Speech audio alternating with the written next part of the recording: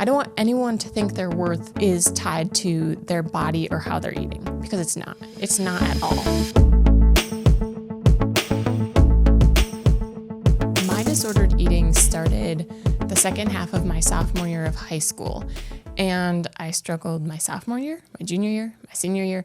I struggled definitely the first 2 to 3 years of college, and then the fourth year, and then it was slowly starting to get better as I transitioned out of college.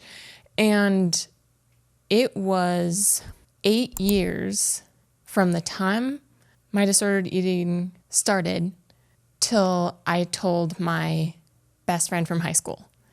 So we were friends when it started, and then we kept in touch through college and then more sporadically out of college. But we were out of college and we hung out for a weekend, and I don't know how it came up, but I told her and she was like, I had no idea.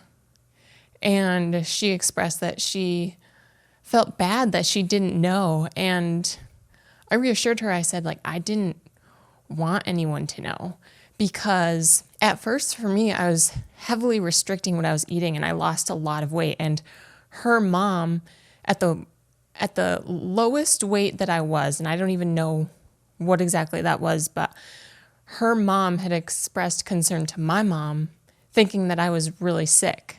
And I was, but it was my own doing. And so I didn't want anyone to know, because I was just at a point where I was happy that I wasn't gaining weight, but in my mind I knew it wasn't sustainable.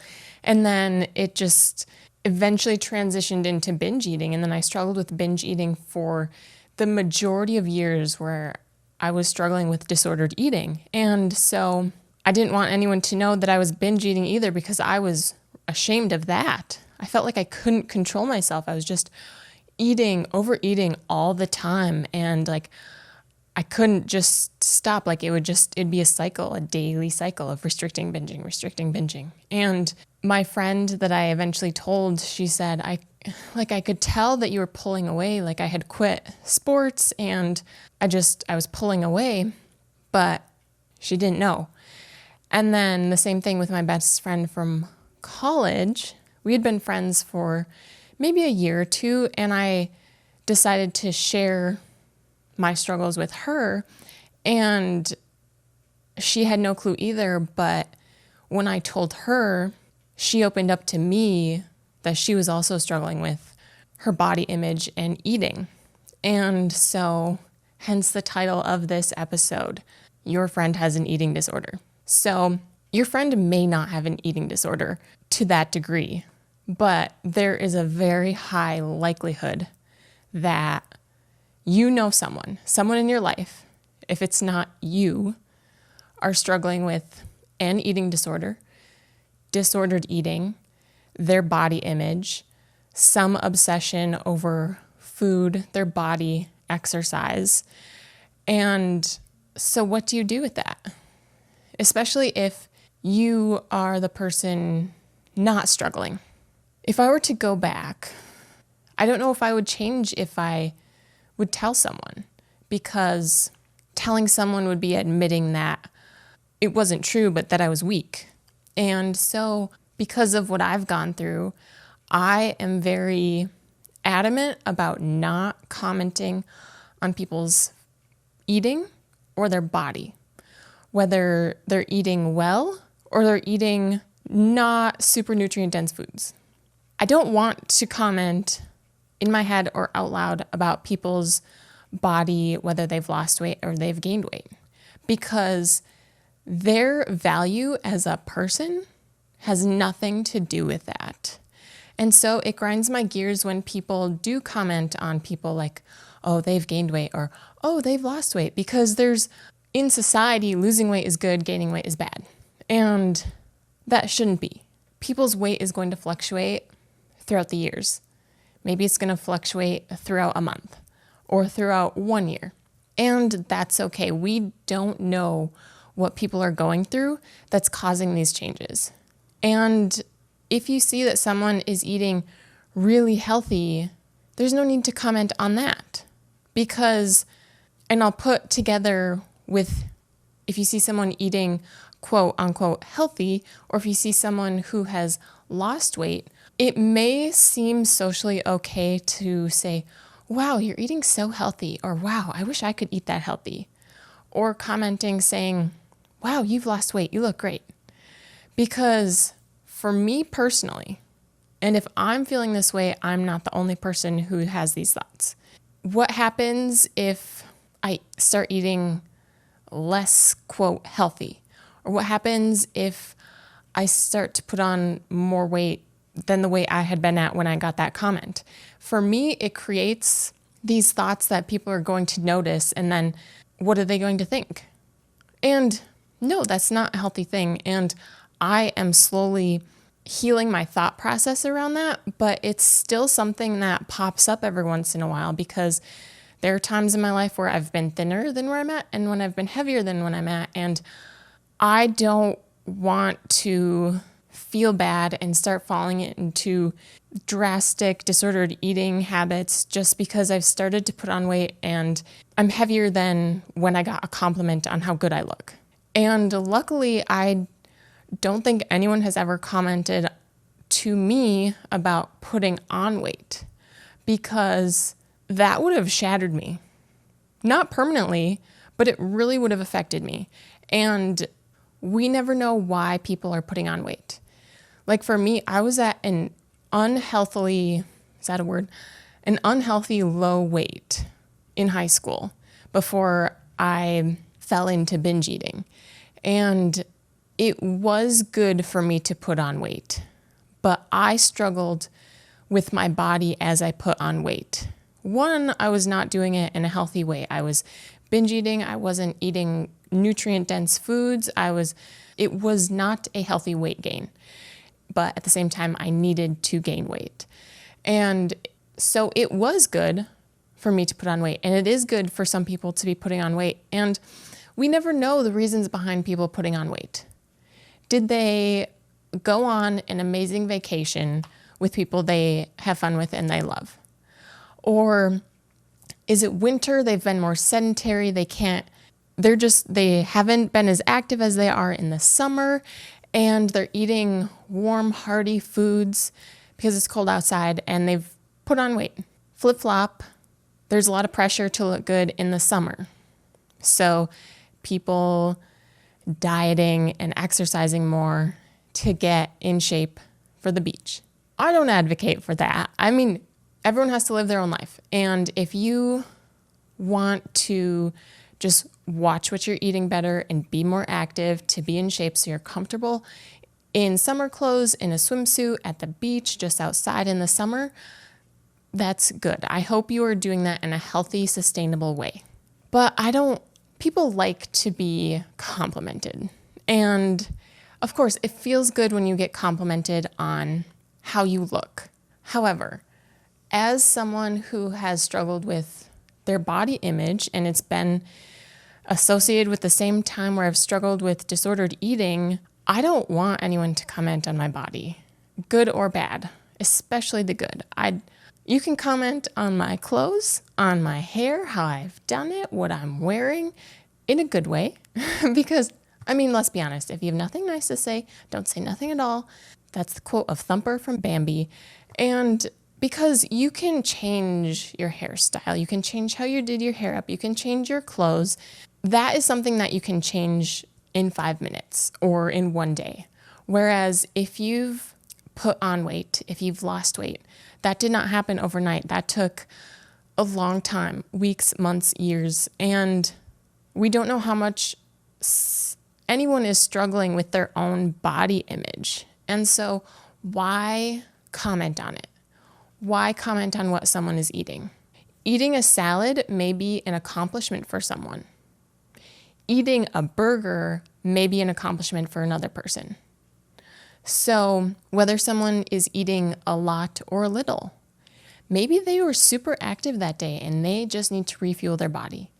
Or maybe they just had a snack shortly before mealtime and so they're not super hungry, so they just order an appetizer or something. That's their business. So you don't know who is struggling with food, exercise, their body image. So there is no value in commenting on that. The only acceptable comments on like someone's body is, like I said, if you like their clothes, if you like their outfit, if you like their makeup, if you like their hair. The only acceptable comments on someone's food is, what did you get? That looks great. Or like, what is that? That smells amazing. Positive things. Because if you say like, ooh, that looks gross, or why are you eating that? Or why are you eating that much? Or why aren't you eating more? Especially if you call someone out in front of a group of people, like it's just not necessary. Now, if you have someone in your life that you are concerned is struggling with their body image or disordered eating or an eating disorder, please don't pull away from them. They may pull away from you because I did that.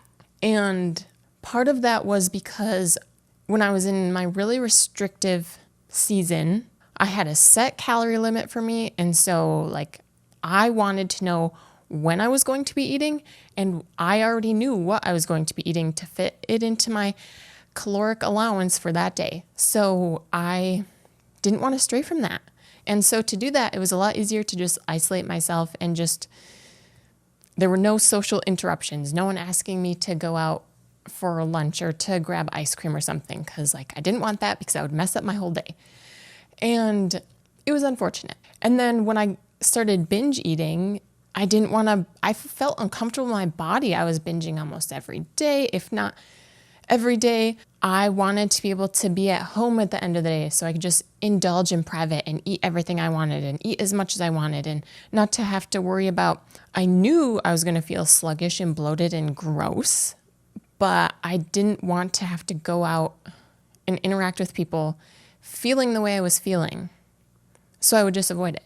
And it makes me sad thinking of that because I missed out on investing in my friendships and familiar relationships, and who knows what else would have happened in my life if I wouldn't have isolated because of my disordered eating. But I am where I am because of that, and I can be here on this podcast sharing it with you and asking you to stay that person's friend, stay in that person's life, even if it feels like they're pushing away. Because maybe if you are concerned that they're struggling with their body image or food, find activities, ask them to hang out to just watch a movie, or ask them to just go for a walk, or ask them to just go grocery shopping with you. Things that don't have to be around food, they don't have to be around eating, things that don't have to require them to dress up in nice clothes. So like maybe not going out to the club, maybe not just doing something that they have to dress up for. Because if you're struggling with your body image, at least for me personally, I hated having to get dressed up because being dressed up meant more fitted clothes, and I did not like clingy clothing when I had just binged or I felt bloated from binge eating the night before. And like the clothes I had last year are the same clothes I had this year, but they fit tighter because I'd put on weight because I was binging all the time. And so that would have put me off if someone had asked me to go out somewhere where I had to dress up. So when you ask them to hang out, let it be like laid back or things you know they like to do.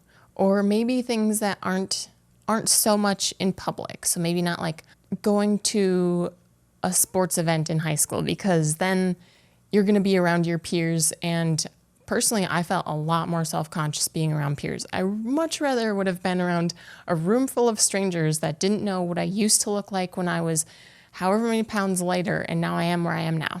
And be prepared for your friend, your family member, whoever it may be in your life, to say no when you ask them to hang out. But be persistent. Like I said earlier, I don't blame my friend from high school for not realizing that I was struggling, because I was doing what I could to hide it, and we didn't hang out as much as we used to just because of life circumstances and like my choices of like what activities I was going to participate in. And like I quit sports, so we didn't have after school interactions. And so I don't blame her for not reaching out to me.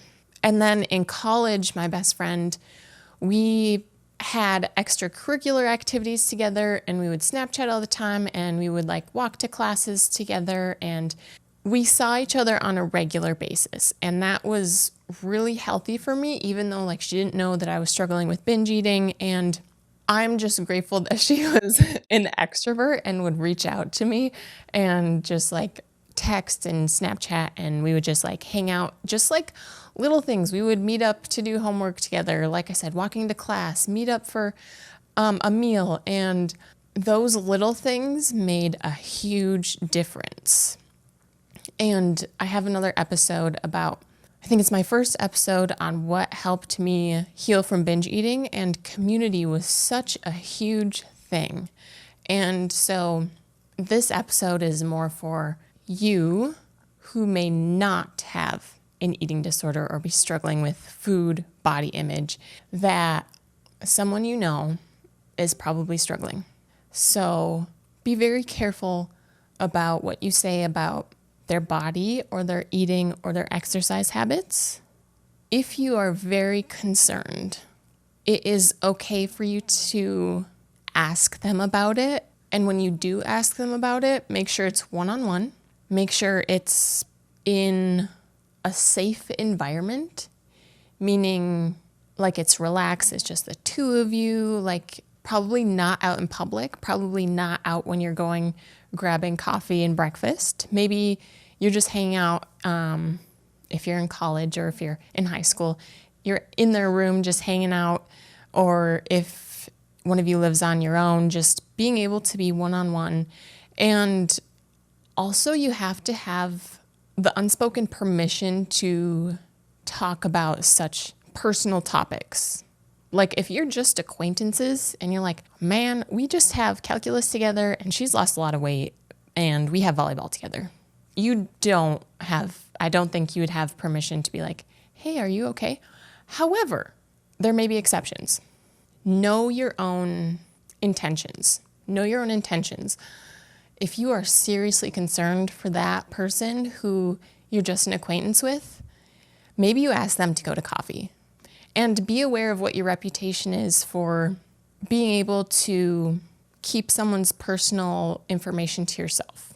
Because the last thing that someone who is struggling wants to do is tell you that they're struggling with an eating disorder and they know that you like to gossip. So they probably wouldn't tell you to begin with, but you never know. And if someone had asked me if I was struggling, I don't know if I would have told them. And so if someone you love, you think is struggling, and you get them in just a relaxed environment and you can ask them like, hey, like, this is what I've noticed. Like, are you okay? Are you struggling with something? And you can even say like, I don't know how to help you. You can ask like, how can I help you? Or if you are struggling with something, like I want to be able to help you. Or even if I can't help you, how can I be here for you? Because maybe they just need someone who they can be honest with and tell you like, hey, yeah, I am struggling and I don't know how to get out of it. Don't try to fix them. It is their journey. And I understand there's going to be extreme circumstances where someone's struggling with, say, an eating disorder and it is really harmful. But a good first step is just letting them know, if they're willing to be open and honest with you, that, hey, I am here. Like, I am here for you.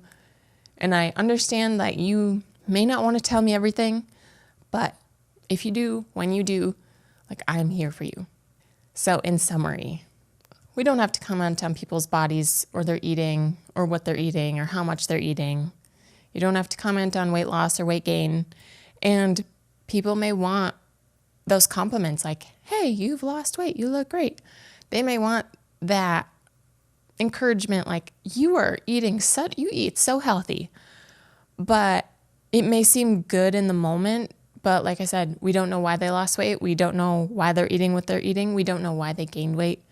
And so what happens when they start to put weight on or they start eating poorly, quote, poorly, just speaking from my experience, if I start gaining weight or if I start eating more poorly, I feel like people aren't going to say anything, but they're going to question like, or say in their head like, oh, she's put on weight, or oh, she's not eating as healthy as she used to, and that she's gaining weight. And so there's no value. I don't want anyone to think their worth is tied to their body or how they're eating, because it's not. It's not at all.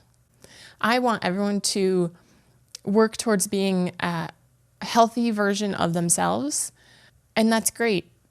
But we don't have to comment on people's bodies or their eating habits. Absolutely. If their outfit is fire today, let them know. If their hair, their makeup looks great, let them know. If their food smells or looks amazing, let them know. Because that is something that they probably put effort into and is probably fun for them. They probably feel great. It probably tastes great, that food. But for your loved ones, pay attention. Reach out to people. If they're struggling, they are probably going to isolate. They may not. If you feel like they're pulling away, if something in them changes that concerns you, genuinely concerns you, that they may be struggling, and you feel like you have the authority to ask them, like, hey, are you okay? Are you struggling with something?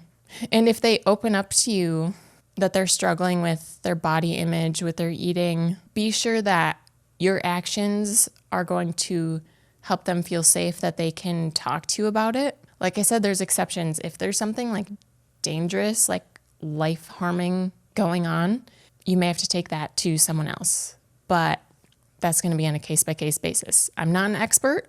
I may have to look up some eating disorder resources. And if I do, if there are like phone numbers or websites, I can link those down below. But if you do talk to your loved one, your friend, your family member, and they're like, nope, I'm not struggling, I would still tell them like, okay, if you are ever struggling with something, like I just want you to know that I want to be there for you. Maybe I can't help you, but I at least want to be there for you so that you don't feel alone. Because it is a very lonely experience, having disordered eating, having an eating disorder. And I know I'm saying eating disorder and disordered eating. If you don't know the difference between the two, I will link the episode I did on that below. It's basically the degree of which the disordered eating is occurring, how extreme versus less extreme. So I just want everyone to be aware that there's a very high likelihood that you know someone who is struggling with food and eating and exercise and their body image. And I don't know exactly how to equip you to handle that. Each case is going to be different. Each person is different. But if we can just stay in community with everyone, stay in community with the people you love, and be there for them. Because that's what it's about. Life isn't always sunshine and daisies. Like sometimes the bad stuff happens, and we need people in our lives to be there when it does and when we're ready to get help. No one should have to heal alone from whatever they're going through, whatever they're struggling with. If this is your first time listening, I'm Rachel, and this is I'm Bringin' Healthy Back. As you probably would have gathered, I've struggled with extremely restrictive eating and many, many years of binge eating, and I have healed from that, but that doesn't mean that I don't still struggle sometimes. And so I just want to create a community of people who are striving to heal their relationship with food and their body image. And I'm very passionate about health and food and fitness. And if you want some more day-to-day interaction with me, I do have an Instagram and a Facebook page that you can go ahead and follow me at. I will leave that on screen for you guys. And if you want more content from me, go ahead and subscribe, hit that bell so that you're notified when my next episode drops. If you are listening on podcast, be sure to follow. And when you're ready, go ahead and leave a rating and review for I'm Bringin' Healthy Back. Let me know what you like, what you don't like. And if this episode was helpful for you, consider going ahead and sharing it with maybe a friend of yours. Bring the awareness out there that there are people struggling silently. And I know this is not the eating disorders and struggling with body image are not the only things that people are struggling with, but there are people struggling, and it has a huge impact on the rest of their lives and how they live their life. And if we can help people heal, how much better their lives will be and how much more they will be able to take the gifts that God has given them and serve others with that, I think that would be great. So that's why I'm here. And now at the end of every episode, I kind of go over some things that I'm reading, watching, listening to. And if you've listened to the past 2 episodes, I am reading the same books I've been reading. So I have The Secret Life of Bees, which I am 3/4 of the way through. And then I have The Big Four, which is an Agatha Christie Hercule Poirot mystery novel. And I'm just over halfway through The Big Four. The Secret Life of Bees, I enjoy.